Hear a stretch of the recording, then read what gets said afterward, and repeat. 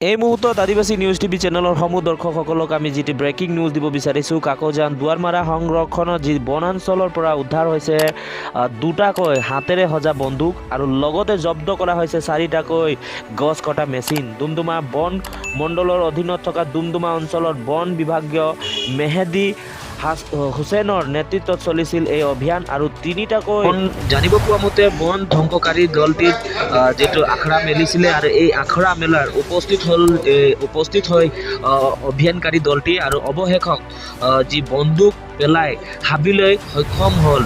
যদিহে হাতেৰে সজা বন্দুক সৈতে মেচিন কেইটা জব্দ কৰিবলৈ সক্ষম হ'ল অভিযানকাৰী দলটিয়ে।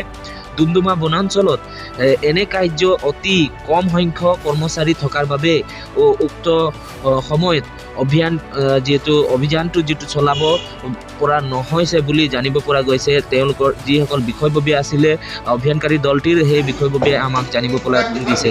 এই মুহূৰ্তে ডুমডুমাৰ পৰা আমি নৰেশ পৰ্যায়ৰ ৰিপৰ্ট আগবঢ়াই দিছোঁ আদিবাসী নিউজ টিভিত। ৰিপৰ্ট আদিবাসী নিউজ টিভি।